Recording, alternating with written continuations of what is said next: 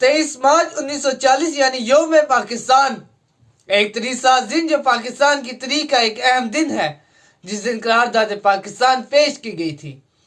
करारदाद पाकिस्तान जिसकी बुनियाद पर मुस्लिम लीग ने बरसगीर में मुसलमानों के जुदागाना वतन के हसूल के लिए तहरीक शुरू की थी और 7 बरस के बाद अपना मुतालबा मंजूर कराने में कामयाब रही। वो मुतालबा जो इस्लामी जमहूरिया पाकिस्तान के नाम से दुनिया के नक्शे पर उभरा, इस दिन 23 मार्च को पूरे पाकिस्तान में आम छुट्टी होती है। किताबें सिर्फ इतना बताती हैं, लेकिन 23 मार्च का दिन मुसलमानों की तारीख का एक सुनहरी दिन है। इस दिन बरसगीर के मुसलमानों की वाहिद नुमाइंदा जमात ने कायद आज़म मोहम्मद अली जिन्ना की वलवला अंगेज क़यादत में अपने 27वें सालाना इजलास में एक आज़ाद और खुद मुख्तार ममलकत के क़याम का मुतालबा किया था,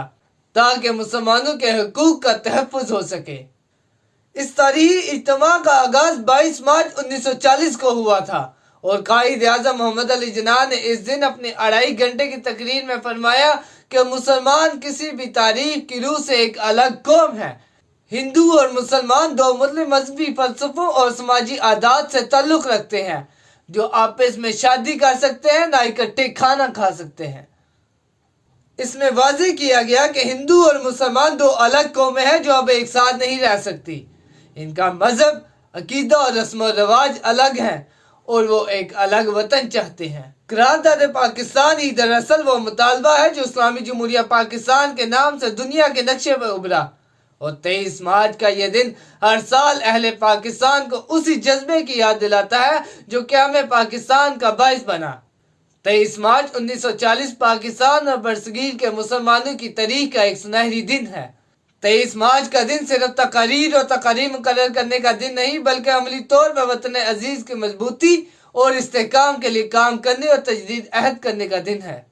क्योंकि मैं समझता हूँ इस दिन यानी 23 मार्च 1940 को मुसलमानाने बरसगीर ताकतवर तरीन कौम बन चुके थे, क्योंकि दुनिया में कोई भी कौम तब तक ताकतवर तरीन नहीं बन सकती जब तक उस कौम के पास कोई नजरिया ना हो। तारीख गवाह है कि जब भी कोई कौम किसी एक मुश्तरका नजरिए की बुनियाद पर एक होकर उस नजरिए को पाया तकमील तक पहुंचाने के लिए जद्दोजहद शुरू कर देती है, तो उस कौम को तब तक कोई नहीं हरा सकता जब तक वो कौम अपने नजरिए को अमली जामा नहीं पहना लेती। इसी तरह मुसलमानाने बरसगीर ने भी जब 23 मार्च 1940 को नजरिए की बुनियाद पर एक अलग मुमलकत का मुतालबा किया, इस वक्त ये कौम दुनिया की ताकतवर तरीन कौम बन चुकी थी, जिस कौम का नजरिया था कि पाकिस्तान का मतलब क्या, ला इलाहा इल्लल्लाह, कौन हमारा रहनुमा मुहम्मदुर रसूलुल्लाह। और फिर कई साल जद्दोजहद और हजारों बेदरेग कुर्बानियां देने के बाद इस कौम ने अपने नजरियात को अमली जामा पहनाकर पूरी दुनिया में 14 अगस्त 1947 को एक अलग और आज़ाद रियासत का ऐलान किया, जिसका नाम आज पाकिस्तान है। नजरिए की बुनियाद पर बनने वाला दुनिया का वाहिद मुल्क जब दुनिया के नक्शे पर नमूदार हुआ तो पूरी दुनिया के मुसलमानों ने अल्लाह का शुक्र अदा किया और फलस्तीन और बर्मा के बूढ़े बच्चों में तो एक ऐसी उम्मीद की खुशी दौड़ उठी कि उन्होंने दुश्मनाने इस्लाम की आंखों में आंखें डालकर इनको ललकारना शुरू कर दिया कि अब हमारा मुहाफिज मुल्क पाकिस्तान दुनिया के नक्शे पर नमूदार हो चुका है। अब अगर तुमने हमें कुछ कहा तो पाकिस्तान तुम्हारी आंखें निकाल लेगा। इस तरह इस्लामी जमहूरिया पाकिस्तान अपनी आज़ादी के कुछ अरसे बाद ही पूरी दुनिया के मजलूमों के लिए एक उम्मीद की किरण बनने लगा।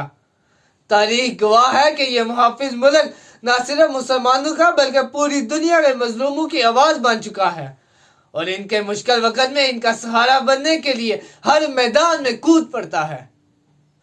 इस्लाम के नाम पर बनने वाला मुल्क पाकिस्तान अपने क़याम के थोड़े अरसे बाद ही जब तरक्की की राह पर गामजन होने लगता है तो दुश्मनाने इस्लाम की नींद हराम होना शुरू हो जाती हैं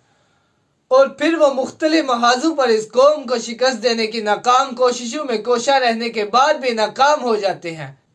जब हर महाज पर इस कौम से हार जाते हैं तब इनको ये बात समझ आती है कि इस कौम को हम जितना मारेंगे इतनी ताकतवर होती जाएगी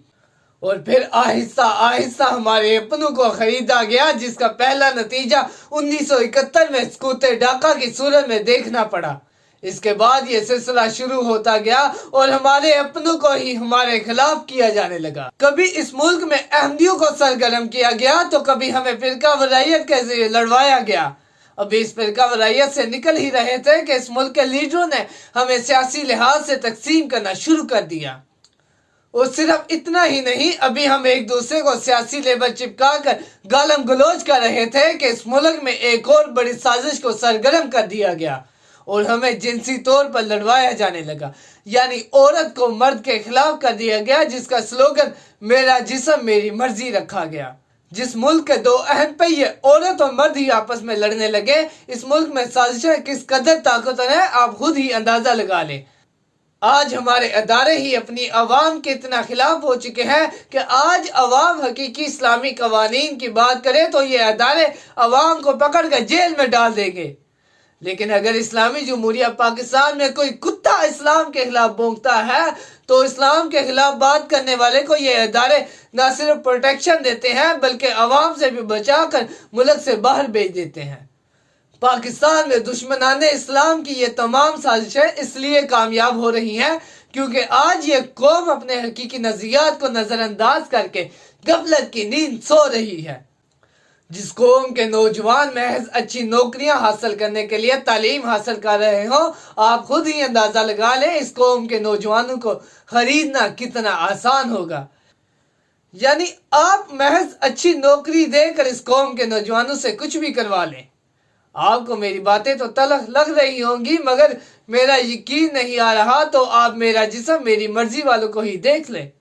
لہٰذا اس ملک کے صرف زندہ دل نوجوانوں سے گزارش ہے کہ اب نوکریاں ڈھونڈنے کی بجائے اب اپنے نظریات کو سمجھنا شروع کرو۔ اس ملک میں نوکریاں تو ویسے ہی نہیں مل رہی، پھر کیوں نہ ہم پڑھے لکھے نوجوان مل کر اپنے نظریات اتنے پختہ کر لیں کہ ہم نوجوان ان دشمنان اسلام کے خلاف سردرد بن جائیں۔ اور میرا دشمنان اسلام کو ایک پیغام ہے کہ تم نے جتنی سازشیں کرنی ہے کر لو، کیونکہ ابھی ملت سو رہی ہے، لیکن اگر ملت جاگ گئی تو تمہاری چیخیں پورا مشرق اور مغرب سنے گا، کیونکہ میرے عرب کو آئی ٹھنڈی ہوا جہاں سے، میرا دیس وہی ہے، میرا دیس وہی ہے۔ میری قوم وہ قوم ہے جس کے بشارتیں نبی پاک صلی اللہ علیہ وآلہ وسلم اپنے صحابہ کو بڑے فخر سے دیا کرتے تھے،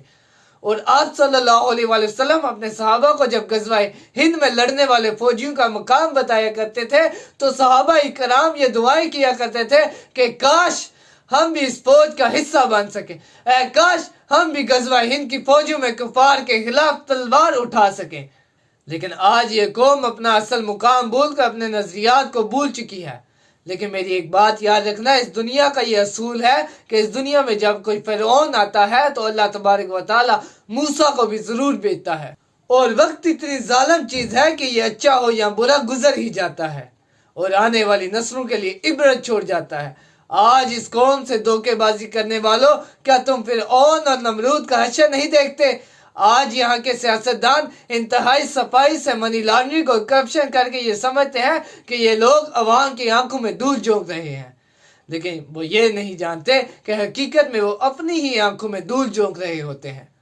لہٰذا آج جو لوگ چند ٹکوں کے لیے اس ملک اور اسلام سے غداری کر رہے ہیں، ان کے لیے پیغام ہے کہ اے غدار وطن، تم مر کر ایک مرتبہ قبر میں تو چل، تمہیں لگ پتہ جائے گا کہ پاکستان کا حقیقی مقام کیا ہے۔ اسی کے ساتھ مجھے دے اجازت، اللہ حافظ۔